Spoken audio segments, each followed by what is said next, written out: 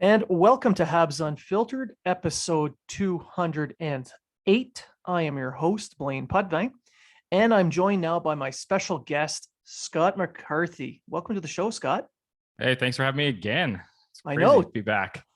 Yeah, this is pretty awesome. So for those who don't know, Scott McCarthy, aka Lead Don't Boss, host of his own podcast, Moving Forward Leadership, has kindly stepped in to help me host one of these episodes. So I can't thank you enough because, my co-host just cut bait and ran. So, this is just the Army picking up the slack of the Air Force and Navy yet again. That's right. Being an ex-soldier myself, I appreciate that. Oh, boy. Just want to point out, Air Force, Navy, you guys let me down. I'm disappointed. Right. Disappointed. All right. So before we get going on the day's issues, and there is a lot, why don't you give my listeners a little bit of a breakdown of your podcast and what you cover? Yeah, so I'm a leadership focused podcast. It's actually Blaine, I changed the name a while ago. It's called Peak Performance Leadership, but my website is Moving Forward Leadership. So it's just a little shift in that, but still, if you put in Moving Forward Leadership, you'll still find it. So I cover, organizational theory, leadership from an organizational standpoint across what I call my three domains. First being leading yourself, i.e. how you can be the best leader possible.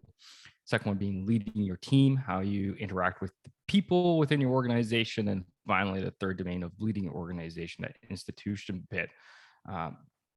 And have guests from across the world and a lot of top selling authors and prominent public figures in the space coming on the show. So do it much like yourself on the side, still serving the Canadian Army. So hence the little dig there. But yeah, it's a good time. Yeah. Well, we're all just lowly NCMs and NCOs. Here we go. we don't hold that. We don't have that commissioning scroll that we can put up on the wall and look at reverently and say, look, the Queen signed this. So, okay, fine. You want to go down that route. Before, because you're a P1. Is Treg a P1? No, not yet. Not yet. Okay. So you're a P1. So back in the day, you guys would get a warranting scroll. Yep. Which is almost identical to the commissioning scroll, except it doesn't mention that you're commissioned. No, we just earn it. Yeah, you earn it by I just go to school and get mine. Now they only do it for the chiefs out there. Yep. Good old budget cuts, right? I guess. Yeah. Yeah. But it used to be given right to the warrant, so that's why they called it warrant officer. Yeah, because you're warranting them. But I'm just too petty for that, being a petty officer. Oh, you need to insert a sound effect there. Yeah, well, I think people groaning at home will be the sound effect for that one. All right, so you're going to bring a little bit of more of a unique perspective on some of the topics we're going to cover because of the leadership background, and we'll pick your brains on that. But let's just start off. We're talking about the Canadiens' last couple of games, and just how terribly inconsistent they are. So they lose 6-3, they win 6-3, they give up a ton of goals, they score a ton of goals. What the hell have you seen that you could even pick out of and say, that's good, that's bad? Everything and nothing at the same time? You know what I mean? Like it's mind-blowing because they roll into Buffalo. Yeah, right? It was Buffalo 2 nights ago. They rolled into Buffalo and it was atrocious. I mean, it almost looked like someone had just partied it the whole way to Buffalo, no sleep, and then decided, hey, let's go play a professional level game of hockey. And then they show up in Pittsburgh against a Pens team who's not doing fantastic per se, but they're not horrible, and just played. I didn't watch the game. I got a little bit of it and I checked the highlights, but for the most part, a 6-3 win with a lot of solid plays and a lot of solid time. Now, I do understand they spent a lot of time on their own end, and Jake Allen stood on his head for quite a bit. but still overall, it seemed like the whole team was clicking from what I could see. So you mentioned before, it's this Jekyll and Hyde season where you just don't know who you're going to get. And it almost feels like some games they're just like, okay, let's go in and let's try to fix everything. We need to fix everything. And that's the games where they just completely fall apart. And then there's other games like last night where they go, okay, let's play our game. Plus, let's try to tighten things up defensively, which in turn, okay, they try to tighten up defensively. They spend a bit more time in their end, but in the end, they still get the win. So it's just like, come on, guys, pick something here. Like, come on. Yeah, exactly. Like they gave up 50 shots. Yeah. Jake Allen made the most saves for Montreal Canadiens goalie in Pittsburgh in the history of the Montreal Canadiens. So crazy. We know a major reason why they won. I mean, they gave up a ton of high danger chances, and a lot of them were against guys like Sidney Crosby, which you really don't want to be doing. Right. It was yeah. And Crosby's filling the net on the Canadiens, but on nobody else this year. He scored in every game against Montreal, but no goals against anybody else. That's nuts for Crosby. Right? It would be interesting to hear from a Pittsburgh fan, a Pittsburgh unfiltered podcast point of view. Unfiltered. We're gonna start our own little thread of podcasts, but no, it's the game against Buffalo. I found they were listless. They had no legs. They didn't even. It looked like they were flat. There's no drive. So none. I was watching a game and I was like, watch it. And you know what came to my mind? Do you know? And this is probably an area where you want to go with the show. I was like, we're missing someone like Radulov right now. And that fire that Radulov brought when they would score or a big play would happen. You remember Radu and like how fired up he always was? There's no one doing that for them. And that is, that's a bit about why I'm here, is like, that's a bit of leadership there, is like firing up the guys, firing up the team, getting them going. And there's no one there that really has that spark, that motivational drive. There's everyone who's doing their own different things. Some of the main guys, Gallagher is there being Gallagher, just getting pummeled in the net and trying to go shift after shift. But isn't he supposed to play that role for the Canadiens? Like he's supposed to be that fire guy that light the bench and get going.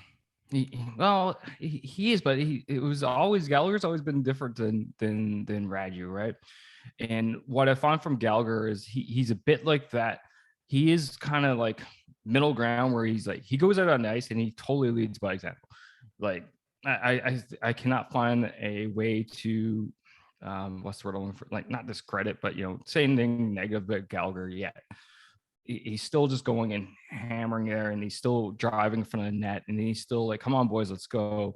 But Radu brought something completely different, like that next level per se, of just like pure emotion and energy coming out of him. Now, does Galley have it? Absolutely. But I think Gallagher's usually just too exhausted, to be honest. He's taking the cross checks to the face too much. He can't talk. Yeah, exactly. He's still picking out splinters out of his mouth. So I was watching the Buffalo game and I was like, that's kind of the realization I had, is like, they're kind of missing a little bit of that spark right now in that type of player, because they got a lot of the pieces. They just haven't really set perfectly, right? Yeah. Josh Anderson, Toffoli, Suzuki.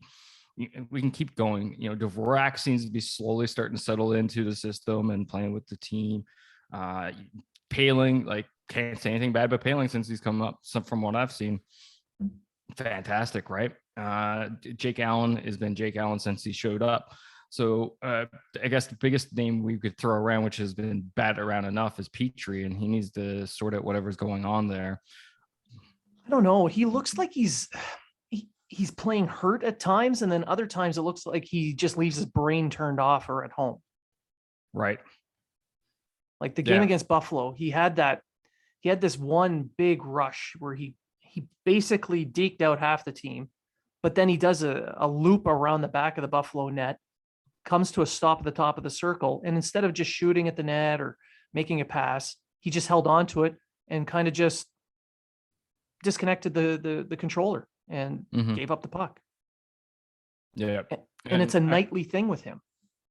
I find that with a few guys. I find that with a few guys where their decisions aren't the best, you know. And don't get me wrong, I'm no professional level hockey player, but when we're sitting here watching it from our TV, we can see like clear lanes or not clear lanes. And obviously it's a different view on the ice because I play too and realized like, oh wow, it looks bigger or it's not. It definitely looks a lot smaller. But I feel like sometimes like some guys need to pass a little bit more and other guys need to shoot a little bit more. And the Buffalo game is like Jonathan Durant came in, he had the puck in a nice lane to shoot, but he went for the pass, which ended up, I believe, getting either picked, intercepted, or like tipped, and it went back and ended up being a goal in the end. And people were like blaming other players. I think Petrie got blamed a bit for that goal. We're like, no, it actually goes back to Jonathan Durant. He should have just shot the puck by trying to make the pass because I know he's a playmaker, but man, I was like, shoot the puck. You need to shoot the puck a little bit more. So there's these little things that I think are kind of dragging people down. And it goes to, we need someone that says, all right, you know, play your game, right? You need to stay and play your game. But at the same time, like take chances, take the chance and just let it go. Like more pucks on net is not necessarily going to be a bad thing here. Now, back to Gallagher, Guy Lafleur came out in the last day or so and mentioned how the Canadians need to shit or get off the pot, name him the captain, because with Weber out, and let's be honest, he's likely done for his career. He's already doing scouting roles for the Canadians. So with him out, the captaincy now, it's in limbo. And the Canadians have had interim captains in the past. I mean, you look at Kovalev when he was an interim captain with Koivu out injured, but now they're not even doing that. So how much of an impact would it be to actually take the C from Weber and give it to Gallagher, in your opinion? So this is probably the only time in my life I'll criticize Shea Weber, and I hope to God he doesn't hunt me down for it. I think when things came to realization how bad it is for Shea, he should have walked into Bergevin / Dom Ducharme's office and dropped the C on their desk and say, you got to hand this off. If I'm going to be out for a year, you need to hand this off. Someone needs to be in that room wearing this. And that should have been on, Shea should have did it. Now, did he do it? And they said no. Who knows, right? We don't know what happens behind closed doors. So I'm just going off of the information now, right? So to me, that's what should have happened. Weber should have freely given it up. And yeah, Gallagher's the next guy in line. We all know that. And in fact, we talked about that the last time I was on the show. So what is the impact, the effect it's having? It leaves that void of like, okay, who do we look to? Right? Like, it's like when the boss is away and they don't say, okay, this person's in charge. And like, who's in charge? And everyone's like looking around. And when you're in a situation like this right now, people are going to deflect. They're going like, it's not me. I'm not the one in charge, but things are going bad because they don't want that negative association, right? Whereas if we actually had appointed a captain like Gallagher, he could have more of that step up. Like it's clear for him now to step up because unfortunately right now there's still lingering of, there's Shea Weber is still the team captain. Now in the room, the guys need to sort that out and get past it. But it makes it a hell lot easier when the team management comes down and say, Shea's out, Gallagher, you're in. It's your room to take and run with the boys, right? And that limits that whole questionability and awkwardness. It just means Gallagher gets in and starts running with that role.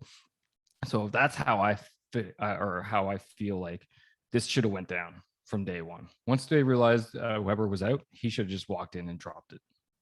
Yeah, especially with the importance of part of being a leader is taking the responsibility for the outcomes that happen.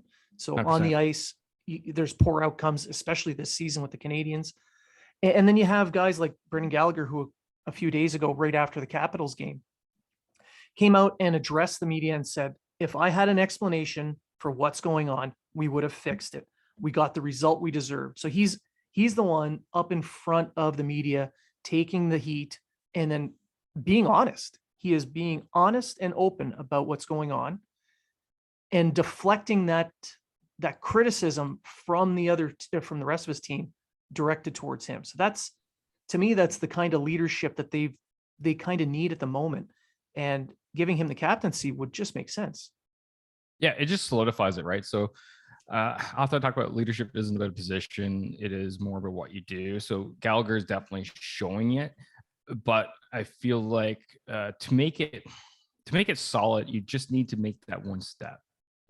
Take them the A, give them the C, and then it just takes away all the questionability, because not everyone is going to necessarily look at Gallagher and go, "Oh, you're the team captain, you're a leader," and that could be internal to the bench, it could be external to the bench. Some of the news media could be like, "Well, who are you really to come out and say this? Act in this way. You're not the team captain," or whatever. I don't expect that, but the potential is always there. That's why it's important to me.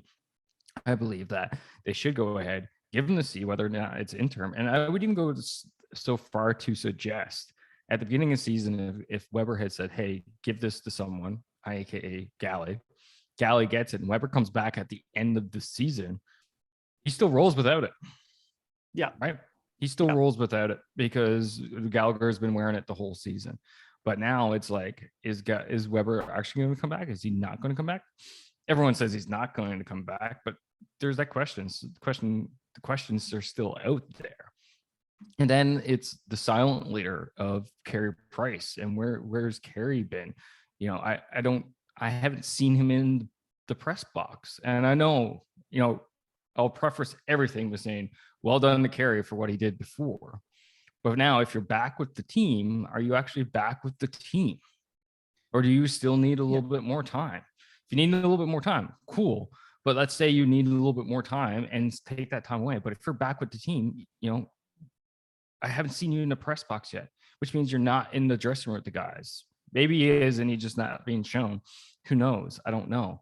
But I feel like Carey should be taking a little bit more of an active role now that he's back, and he's taking time to get back in game shape, which is good on him to be there to help, get these guys through this, because he's been there too. Well, that kind of points to, excuse me, it points to in a team, in the room, as a unit, there's more than just one person. Leadership is not just one guy saying, "Hey, let's do this." Leadership it's shared amongst a group of people. That some people are strong in certain areas of leadership. Like Gallagher is a definite, watch what I do and try and emulate me. I'm going to lead you by example. People like Carey Price are those silent leaders who, when they speak up and say something in a moment of crisis, or people stop and listen because his words carry weight. And people look to him as a veteran. This meshing of leadership styles, do you feel that they've been missing that this year? And could that be part of the reason why they've sucked so bad? Oh, 100%. 100%. Right. They're missing, they're definitely missing Carey's quiet leadership, no doubt. We've been here before. Remember, we've gotten through it. Go schoolgirls. I will stop as many pucks as I can humanly possibly stop. Right. They're missing, like I mentioned earlier, that fiery type. They got the lead by example still there, and then ultimately it's the big question mark around whose team is it. And without Weber around, that is just a huge looming question mark that I feel like it just adds to the complexity of an already pretty complex situation going on there in Montreal with Weber out, Carey out, keep going with the laundry list of different injuries and stuff like this and issues going on. The questions about Marc Bergevin and whether or not he's going to stick around, players could be like, some players could be thinking like, okay, am I going to be in the vision of the future for this team? Because there could be a new GM coming in. And what we need is someone to step in and go like, that is not your problem right now. You need to focus on today, tonight, with the game right in front of you and prove to whoever's going to end up replacing MB that you deserve to stay here, that you need to be part of the team, right? Well, that to me I feel like is not happening right now. So there's this jointness that's going on, fragmentation, right? You see some players gelling, other players not. Some players doing their roles, other players not, and it's a huge just schmozzle mess on days like when they play Buffalo. And then when you look at games like last night against Pittsburgh, you're like, where have you been? I've been waiting for you all season. You guys should come around a little bit more often. I like you. Now, this dynamic, you brought up a good point about the dynamic in the room, possibly being a portion of it, that uncertainty. There's the uncertainty around management. When you don't know who your boss is going to be from one day to the next, the motivation to, go above sometimes just isn't there. I mean, it's just human nature. I know professional athletes, they're proud. They got to this point because of not just their talent, but their insatiable appetite to work and be the best.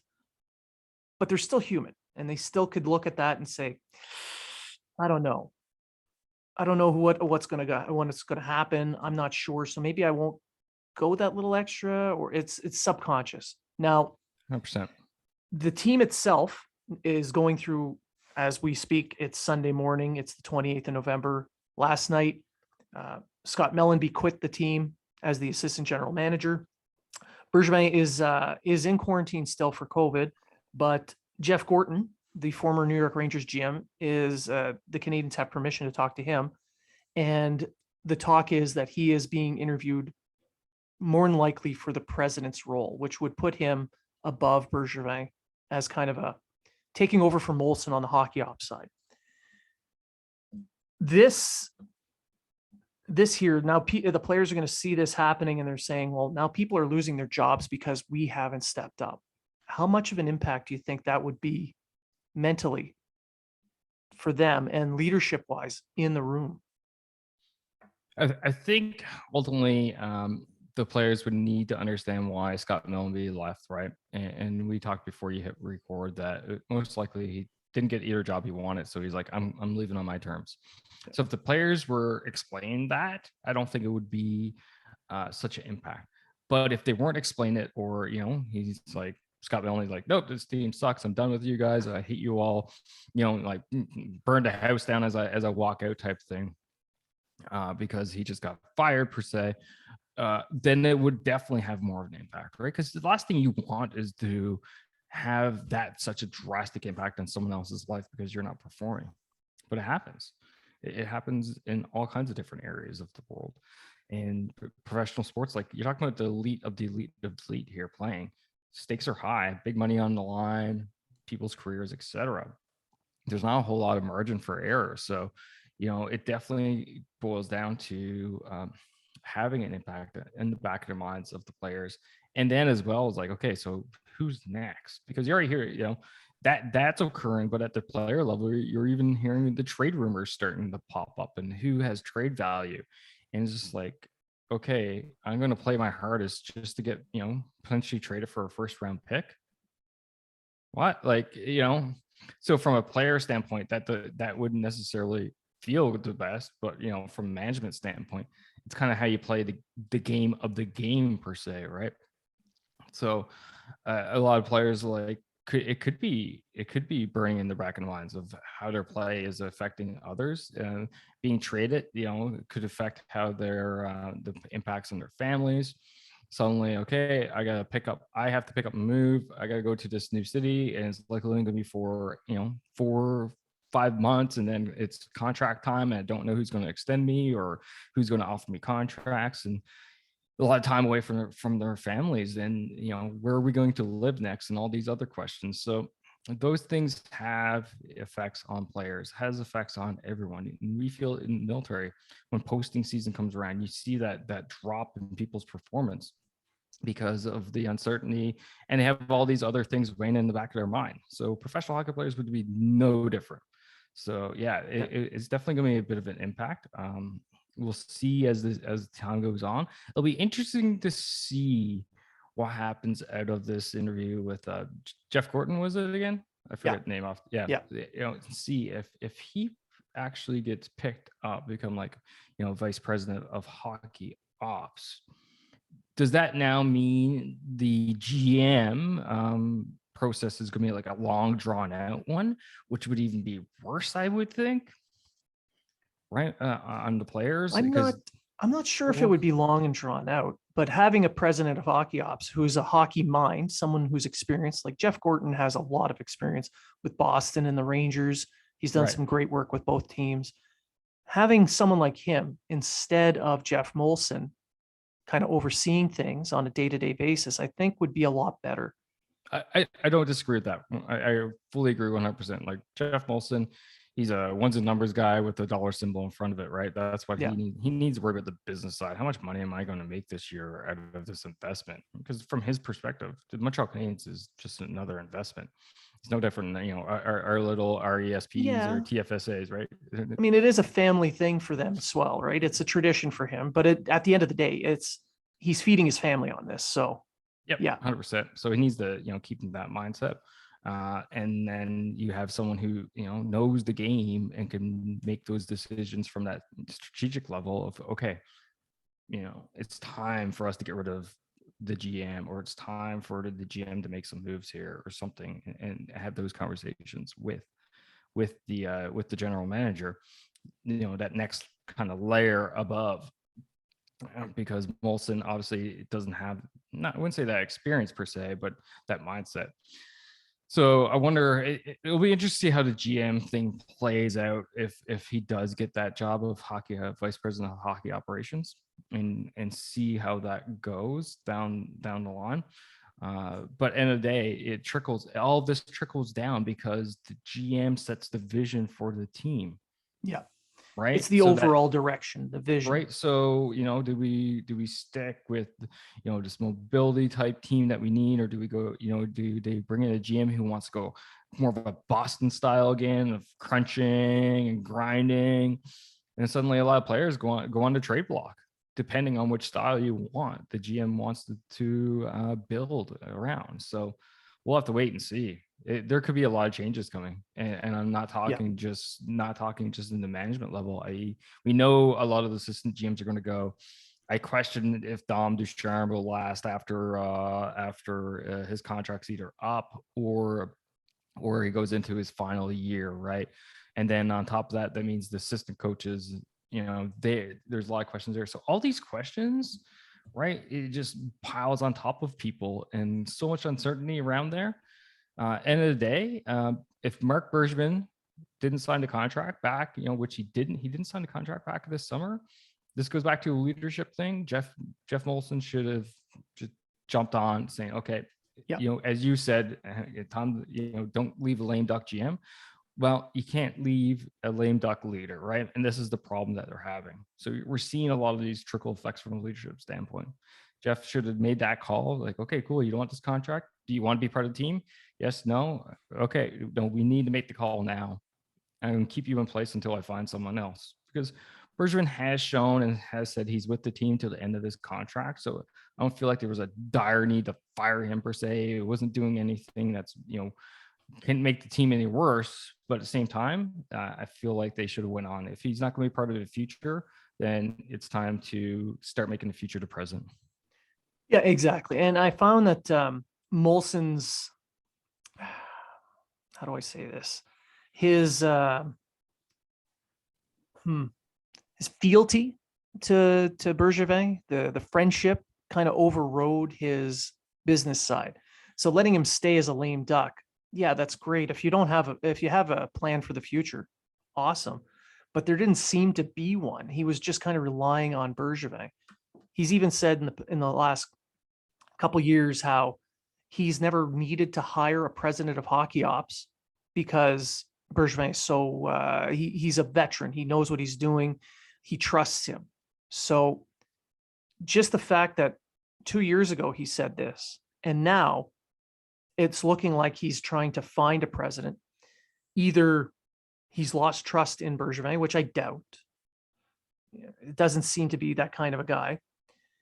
or he sees that the team needs a new vision, and which means the entire management side is being overhauled. And with Gordon coming, if he comes, he's a hockey mind that was moving towards that more mobile defensive style with a transition game. He did it with Boston. Back in 2006, he was starting to add those types of players, and he has definitely done it in New York. He's the guy that brought in Adam Fox and Makina Zibanejad. So more than likely, if he is the president, he's going to be looking for someone that fits that same vision as him so that they can work together. So that is what my hope is, at the very least, that if they do hire him, that's the new direction. And I think that would have a trickle down to the players. They would seem to be, as you 100%. said before, like, am I keeping my job? Am I staying? Am I going? Are we going with the youth? Are we doing a full rebuild? Like, the uncertainty of it all kind of lays into this. Yeah, for sure. And I would suggest that if they go with that style, I think the rebuild would actually be quicker than what we anticipate, because there's a lot of youth that are that style right now. Cole Caulfield, Nick Suzuki, Tyler Foley's not that old. He plays that type of game, right? Romy, Alexander Romanov, he's that type of player. So I don't think it would actually be that difficult. Bring in a few more new pieces. We'll see what happens with Lekanen. And ultimately, like, it's time to, I think this year we're missing an opportunity. And maybe with a director of hockey ops, it would help that, because Bergevin, in his final days of general manager, he doesn't really want to rock the boat per se, because it's not going to be his boat soon. And it's the same thing when in the military context of when we're in command and we see the end of the light for our commands, like, decisions coming up that's past when I'm going to be in charge. I don't want to make those calls right now because they're not going to be mine to make. So we have that president of hockey ops. They can make those calls now for the future, and he would be saying, okay, season's toast. Let's get the youth experience. Let's keep paling in.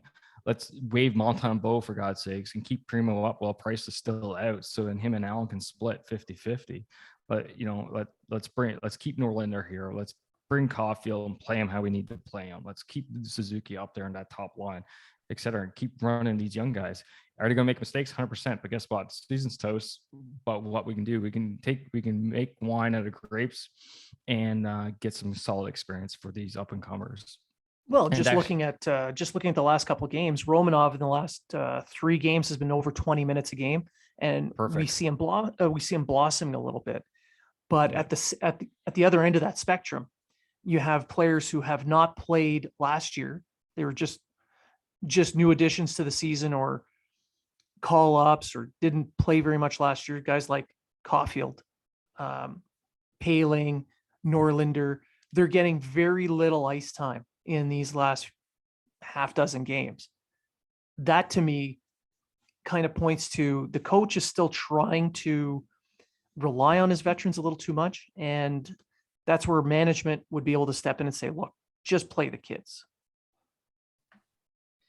Ultimately, the management and the coach, and again, this goes back to having the lame duck.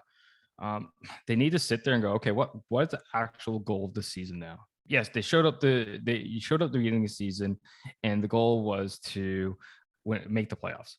And Bergevin says that all the time. We just need to get in the playoffs. And last year was a prime example, right, of that and that ideology. But really, like, you've done the math. Like, is making the playoffs a realistic goal for this season now?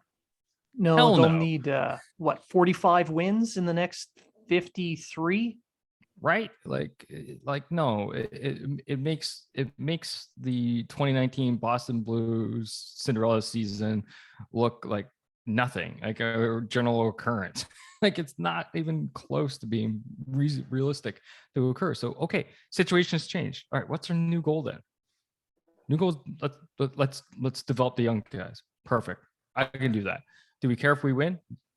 No, actually, we shouldn't overly care to win. Do we like to win? Yes. Would we like to win? Absolutely. But the goal is actually development of the young kids, for them to get experience out there. And if everyone gets on that same sheet of page and understanding that, we had a false start. There were so many reasons for that, from injuries to bad puck luck, team being tired after the long playoff run, et cetera, didn't gel well at the beginning of the season. Okay, we're going to own this, guys. This is not on you this season, but this is the goal here for the rest of the year. The goal is we're going to get some of these young guys experience. I want you old guys to teach them, share your experience with them, where they're making mistakes, what they need to fix, etc. And this is how we're going to bond as the team. We fully understand this season. You guys you're going to finish up in April once the season's done, and then next fall we're going to be back and we're going to go after it again. Everyone on board? Yeah. Okay. And at least then you got something you can go after. But right now I feel like the players are still, the players are trying to play to keep their job. Dom Ducharme is trying to coach still to win. The GM is there going, well, I'm here, but I'm not here. And then President, the owner Molson is like, crap. So everyone's disconnected and disjointed, right? And there's no that streamlined common vision that everyone needs to go after, whereas everyone's kind of splintering. You see that even in the players' games. The game against Buffalo, everyone was like trying to play their own thing, do their own thing, which wasn't working. But then once everyone gets that common line vision, like we saw last night against Pittsburgh, like, holy cow, things work. Like, so if you did go ahead, you just said, okay, we're going to go after experience for the young guys. You're still going to have those Pittsburgh games. They're still going to be winning Pittsburgh games. In fact, it would probably be a little bit more frequently than what they are now with everyone disjointed. So that's just how I see it. So my final question on this for the show is the Canadiens management roles. You see this going on. How much of an impact would it be for leadership to management to come out publicly and tell the fan base all of that, be open, frank, and honest? How much would that help in the room? Because we know the fan base would love it. No. So one, I think it would be them owning their crap, right? And Molson coming out and saying, yes, this season is a loss. It's him owning the garbage. It would relieve the fan base, I believe, because now at least then management is owned up to what's going on. And two, in the room, it would take a lot of pressure off. No longer are the guys being pressured to perform and win per se, but it's so from an organizational theory standpoint, it's called psychological safety. So they have what's referred to as sorry, my brain fart right now. Basically, the safety to make mistakes. So you go out, you make a mistake. You're not going to get chastised for making a mistake, but rather turn it into a learning opportunity for the players. And that enables players to actually relax a lot more. It enables everybody to relax a lot more, go out, try their hardest, come back, make mistakes, but learn from their mistakes. So they turn around, take those lessons and apply them going forward, whether that's the next shift, the next period, next game, whatever, right?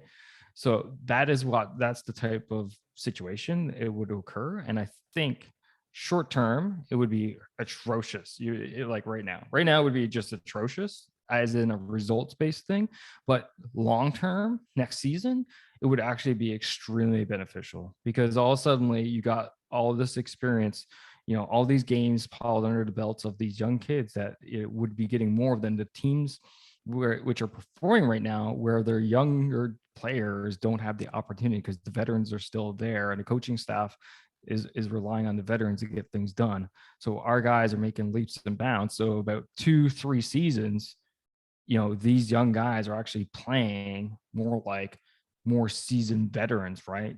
They're closing that gap a lot quicker. So Olsen coming out saying, yes, we fully understand the season's lost. This is what we're doing. This is the intent. This is the vision. This is where we'll be. And this is our plan for next year. Would, from a fan standpoint, from a player standpoint, would be fantastic. The problem is, what's that going to do on his business side? Yeah. Right. Yeah. And that's the dichotomy that Molson has to make that, because then all of a sudden, like, players or people are going to be like, well, we know the team's going to lose. They're going to suck. Why do I want to go buy tickets and go watch them, probably lose and suck and all this stuff? Well, that's where So marketing kicks in, right? The that's marketing man. team has to step up and say, "Watch these young guys play. Watch the future It's all now." right. So that's the economy that he would be Yeah, stuck in, which I can understand and feel for him, because like we said earlier, he's putting food on the table for his family. Although I'm sure there's no shortage of food on his table per se, and even if they do have a crappy year business wise, he would be fine. But still, that's going to be a huge driver, motivator for him. But it would be yeah. probably the good thing to do, I would think. There's a lot to be said about a bad year on a season that the ownership has dropped about $100 million in players' salary. That Right. that's painful. It's painful. I get the business side of it, and I know there's a lot of talk of possibly fans not wanting to see a rebuild in Montreal because Montreal is this unique market. But at the end of the day, I think you can sell enough fans on a bad year and spin it the right way that you don't really lose money. You'll make money, but not as much as you would have made in a good season. Right. I think you 100%. can pull that off. Yeah. Now, I think we've pretty much covered all the topics for today's episode. Do you have any final thoughts? Uh, Final thoughts. I guess my final thought is, I think once we start seeing forward movement, which it could be sooner than later, who knows, right? We may see an announcement this week, whether we get a president of hockey ops in, or we get Bergevin being, finally released. I think we're soon going to see some forward progress in those rounds, which are going to trickle down.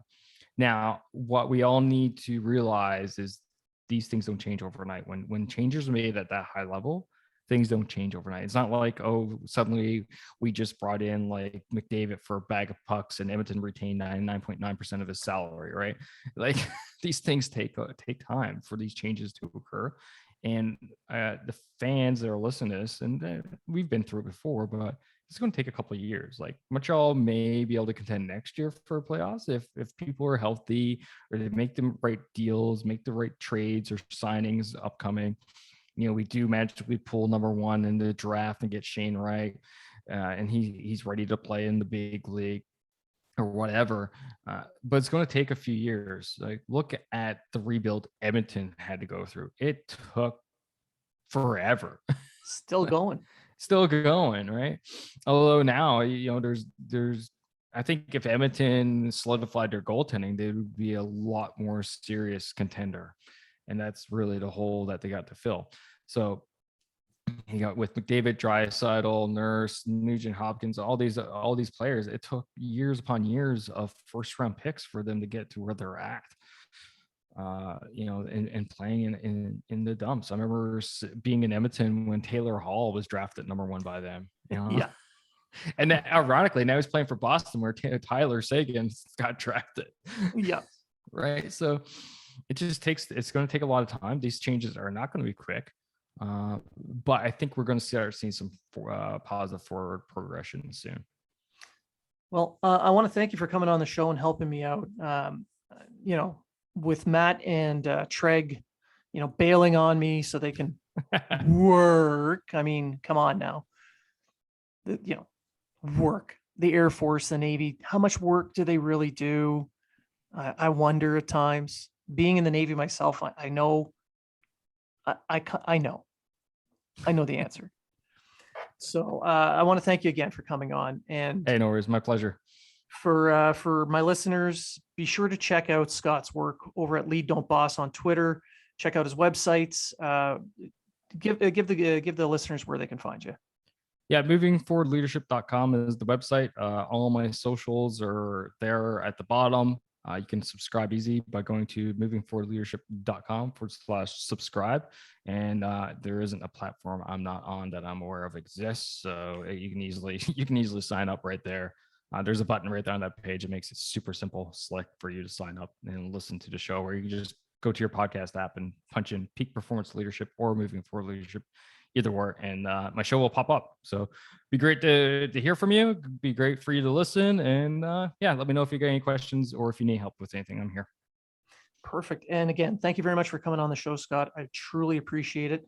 And for my listeners, thank you for listening. And remember, if you were talking about it, so are we.